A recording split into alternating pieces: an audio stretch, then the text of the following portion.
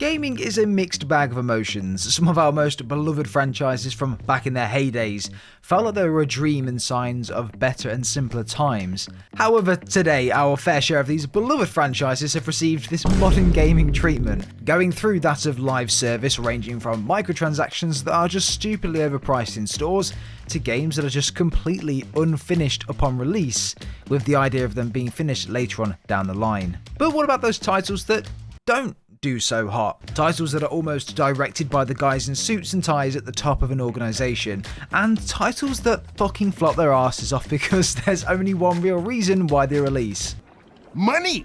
Today we're taking a look at some of gaming's biggest blunders that are just absolutely hilarious looking back at them, and oh my gosh, so much money was lost for these video games. If you've played any of these games, let me know down below in the comments. We'll all have a laugh together, and a really cool, interesting new feature on YouTube as well, the little button below the video, you know, that one that looks a lot like a thumbs up. Well, if you press it, you'll wake up tomorrow with all of the money from this video that the company's lost in your bank account.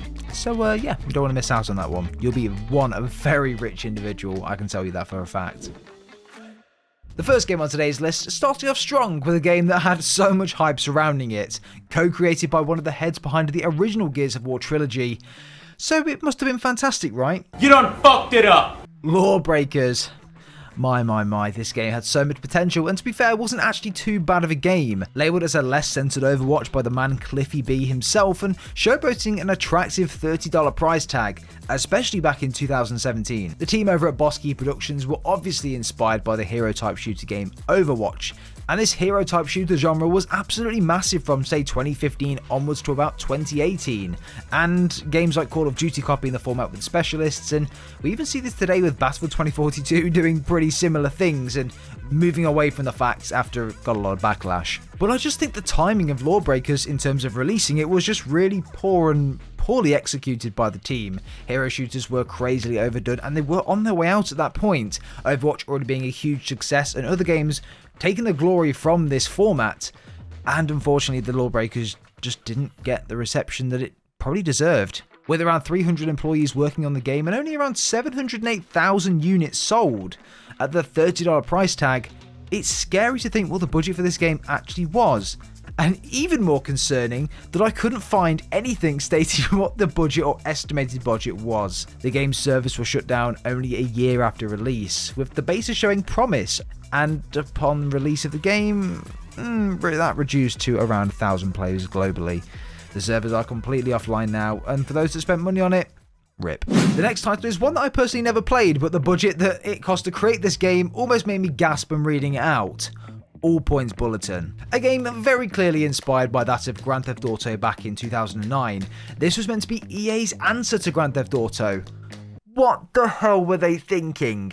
When this game launched, it was a buggy, unfun mess that somehow cost $105 million to make back in 2009, which equates to, in this day and age with inflation, $129 million.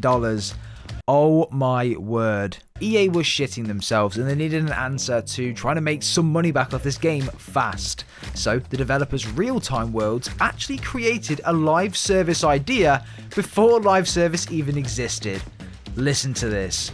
In order to try and recoup costs of the $100 million that they lost, they decided to create a strange subscription-based service where players could buy 20 hours of the game for $7 or subscribe for an ultimate playtime pass, which was $10 a month, or option to buy the full game for $50. Although, as you can imagine, this never really hit off, especially back in 2009, and it ended up sending Real-Time Worlds into administration, basically bankrupting the studio and them laying off around 150 employees.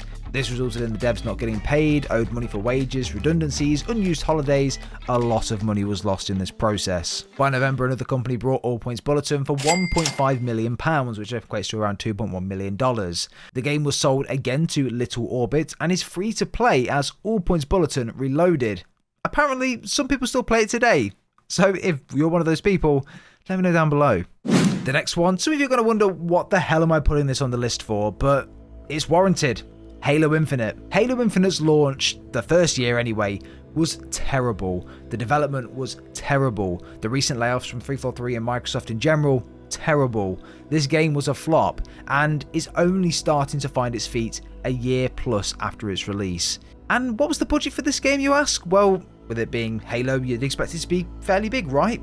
Well, you're not wrong. $500 million was the budget for Halo Infinite, and look how it turned out. For those that aren't very good at maths, that's $500 million. It launched completely bare bones, so much content cut from the campaign, which was completely gone at this point, limited sandbox for the multiplayer, lack of maps, modes, no progression system, cross-war customization's terrible, lack of game modes, vehicles. I could be here all day. For me, as much as I love Halo Infinite, and it essentially started off this channel in a way, the game flopped, and it should have done much better. Controversial, but I'm keeping it on the list. The next is branded the worst video game release of all time. And after reading about it, oh my gosh, I can really see why. Atari wanted to cash in on the success of Steven Spielberg's E.T., which was one of the biggest movie successes of all time. However, the catch was that this game had to be completed by Christmas of 1982. So you'd expect them to maybe give the developers some time, right, to perfect the game and make it worth the money? Well, the entire developing studio was one single man called Howard Scott Warshaw. Atari CEO called up Howard, offered him $200,000 plus an all-expenses paid trip to Hawaii if he could make an entire E.T. game in 5 weeks. 5 weeks for a full game? Look, it doesn't look very technical, but in 1982, the technology is probably a little bit outdated at this point. Our phones are much more powerful than the supercomputers that they had back then, so that just puts it into perspective. In 1982, $200,000 can go a long way, and in comparison to today's day and age money, it's now worth around $620,000. Of course, Howard accepted this deal and went on to create one of the worst video games of all time. Millions of copies went unsold, ended up in landfills because of the cartridges, hundreds of thousands of them were returned to retailers, and Atari was out millions and millions of dollars. Whilst the game itself might have only cost $200,000 to make by a single person who's on a nice plane ride to Hawaii, all expenses paid, and loving life, Atari spent $22 million alone on the rights to E.T., which in today's money is $68 million for the rights. Crazy. The next one is a video game that a lot of you probably wouldn't have heard of before, and to be honest, neither did I. It's called Halo Titan. Was this the next iteration of the Master Chief story? No. This was a cancelled Halo project back between 2004 and 2007, and it was meant to be a massively multiplayer online role-playing game, so an MMORPG created by Ensemble Studios, the creators of Halo Wars. The game's budget was a whopping $90 million, and it was envisioned to compete with that of Blizzard's World of Warcraft. But not only this, an entire 60,000 square foot campus was planned to be put together in order to support the creation of this game. In parallel to this, Ensemble Studios were creating Halo Wars as well, and the studio was meant to be split into two in order to develop one and the other one to develop the other. However, this game was canned in the most corporate way possible. Halo Titan was internally cancelled in mid to late 2007 with no formal announcement of its development by Microsoft to any of the public at all in this time. By this time, the majority of the studio staff were expecting the MMO to be the company's focus in the future, and Ensemble Studios even had a server infrastructure room already set up for the game and ready to go for testing and things like that. A World of Warcraft scale gameplay zone and many vehicles and gunplay mechanics were in a playable state at the time. Oh, and that 60,000 square foot campus? Yeah, it was never greenlit for construction, as all of the requests as to why their requests were ignored. However, it all came to light when an internal source within Microsoft leaked that the company had already planned to dissolve Ensemble Studios following the lackluster release of Halo Wars. What could have been, eh? There are some games out there that are suited to a certain time period, right? A game that, if it was released today, it's probably not going to be very well received and may turn out to be a flop. And that's exactly what this next game was. Duke Nukem Forever. Duke Nukem Forever was announced back in 1997 after the success of its predecessor, Duke Nukem 3D, which sold around 3.5 million copies. However, Duke Nukem Forever fell into a development hole, and it included a never-ending pursuit of new technology. The developer, 3D Realms, licensed the Quake 2 engine for upwards of $500,000 in 1997, then switched again several months later to use the Unreal Engine. everything they did needed to be scrapped and redone again. Feature creep was a major significant factor in slow development time, as was perfectionism. 3D Realms had made so much money from the Duke Nukem IP, and other popular titles they were involved in as well. And by 2009, the studio head himself had sunk $20 million into this game. By that time, the game was nowhere near finished, so they went to publisher Take-Two and asked for $6 million to finish the game. Take-Two straight up refused, as they'd already fronted 3D Realms $2.5 million back in 2007. Without any further funding, 3D Realms disbanded and all employees were laid off, and then Take-Two sued them for breach of contract for failing to deliver a game.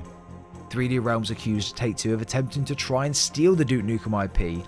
Ultimately, the lawsuit was dismissed eventually, but then Gearbox Software brought the rights to Duke Nukem and finished the game that they started. Take-Two still remained the game's publishers, but Duke Nukem Forever released in June 2011 after a 15-year development cycle, and it was an absolute train wreck of a game with outdated humour, awful graphics, and overall terrible gameplay.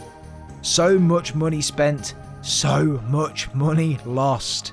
An absolute nightmare. Look, I could be here all day revisiting huge budget games, but these are some of the craziest that I've seen. If you have any cool stories around games that flopped with huge budgets, then leave them down below in the comments, but most importantly, let me know if you actually have played any of these games and what they were like. Obviously, Halo, Duke Nukem, and a couple of others were my ones that I've played back in the day. Duke Nukem was definitely interesting, and Halo Infinite I've already said my piece on, but of course, make sure you let me know yours down below. And if there's any others that I've not included on here that obviously you want to add below, because there are so many, leave them in the comments. But I appreciate you guys stopping by and sticking towards the end of the video. If you did enjoy the video, please leave a like. It'd be very much appreciated. Subscribe for more content coming to the channel as well, as often as humanly possible. And have a great rest of your day, everyone. We'll see you all next time.